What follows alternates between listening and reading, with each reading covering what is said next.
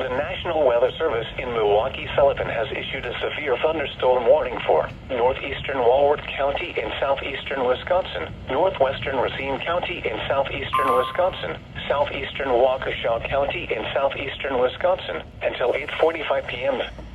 At 7:58 p.m., a severe thunderstorm was located over Waukesha, moving east at 15 miles an hour.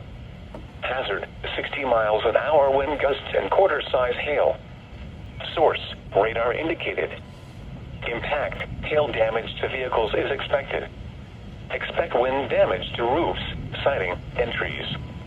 Locations impacted include Muskego, Waukesha, Wind Lake, Vernon, Rochester, Big Bend, Waterford North, Potter Lake, and Waterford. For your protection, move to an interior room on the lowest floor of a building.